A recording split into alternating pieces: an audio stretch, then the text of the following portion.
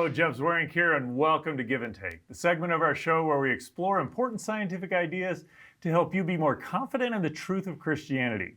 Today I'm joined by Stuart McAllister, and we're going to take on the idea of freedom. What is it, and how do we deal with that as a Christian?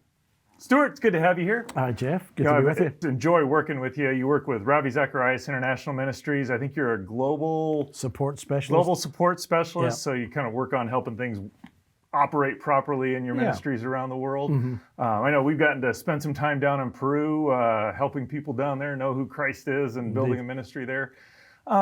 This idea of freedom, that seems to be very important. It registers a lot in how we talk about things. How do people define freedom? What are we talking about when we talk about freedom? Well, freedom, I think, and you'll know that obviously with my Scottish accent that I wasn't born in the States, but I think freedom to Americans means freedom to do what I want, be what I want, and express myself any way I want. So it really is an unrestricted autonomy, a sense of being liberated from any restraints of any kind. So it's kind of the independence. I mean, in a very real sense, it seems like that's what we're trying to do with our kids and raising them, is raising them to be independent. Has that kind of connotation to it? That's the model I would say that very different from being a European. That when I was growing up, there wasn't that sense that when I picked up here was that there was a rush to get kids, give them authority, give them ability, give them skills, so that they can get on their feet as quickly as possible. And by 17 or 18, they're out to college and then they're on their own. So to be independent, self-authorized, self-orientated, self-defined, and self-driven in a way. So kind of under your own authority, I can do whatever I want, whenever I want, however I want type mentality. I don't think that's not what's meant to happen, but I think that's what does happen. And I think that's what's in the culture. I think there's a kind of a psychological underlay over time that has taken shape where freedom has become to be unlimited self-expression on my own terms, not subject to and not tested by or limited by any authority structure of any kind external to myself. So it's almost like there's this freedom from authority, freedom from anything that would dictate how I do things. And it seems like the Bible casts freedom in a very different light. Talk about that. Well, for me, that was an experience I actually had. I tried to run away from home when I was a teenager, and eventually I, through a fight with my father, I actually did leave home. And so it was freedom from all the structures, but what I didn't understand was that freedom needs several components. You need to be free from the things that bind you, that influence you, that hurt you, but there's freedom for something. What is the positive? So negative freedom and positive freedom as defined by Isaiah Berlin. But I would say the gospel aspect of that, or being a Christian view of this, is that we need to be freed from something, so actually liberated. We need to be free for something, given a purpose, but we also need a power to be able to be free, because that's often lacking. And that's one of the parts where the gospel comes in, where it gives a power of change, not just a call to change, but the power to be different. Well, so I know a number of universities. In fact, the one that I went to, Iowa State University, has on its library, and you shall know the truth, and the truth shall set you free. Yeah. So this idea of truth obviously plays pretty importantly in there. But again, but it's that selective. seems to register with what you're talking about. It's more than just, I know the truth and therefore I'm free. It does, but most universities editorialize that, because what they do, they've taken John 8:32 and missed the verse prior. Jesus said, if you continue in my words, then you will be disciples of mine, and you will know the truth, and the truth will set you free. So the truth that Jesus speaking of was knowing his words and heeding them. So he was defining truth as a revelation of what he was saying, of who he was, of his teachings in life.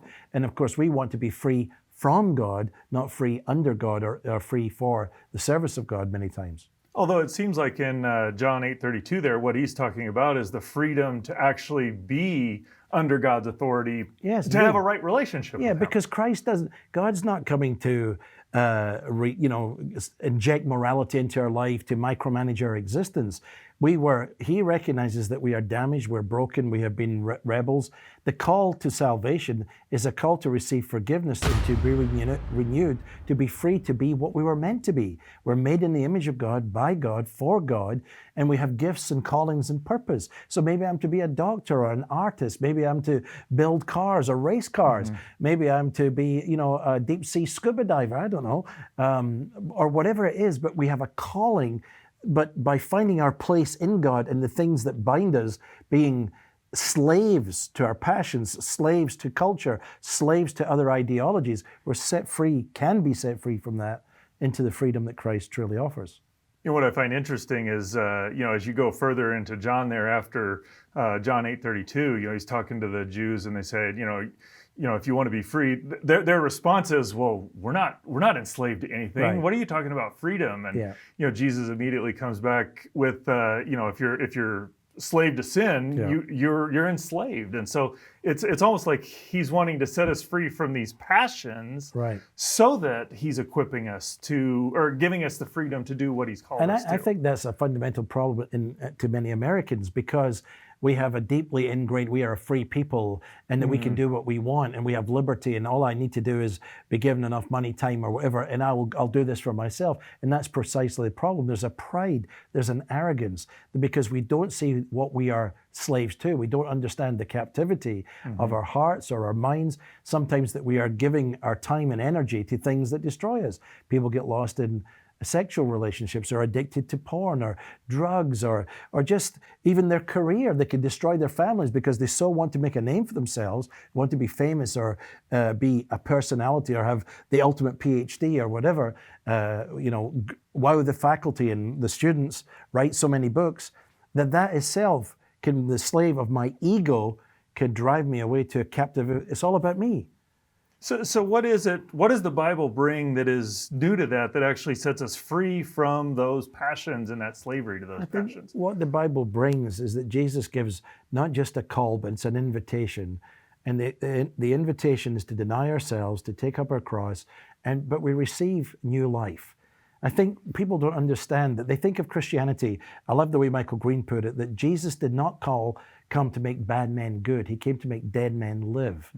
So if I'm lacking life, that's the basis of freedom. I can be, if I'm dead, then all the advice and the moral manuals and all the inputs and rituals would make no difference to me whatsoever. I need life, an injection of life.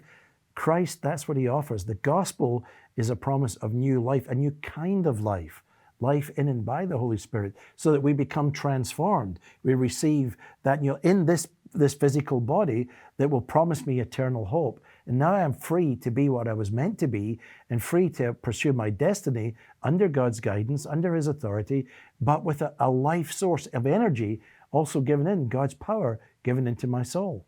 Well, thanks, Stuart. I very much appreciate your comments.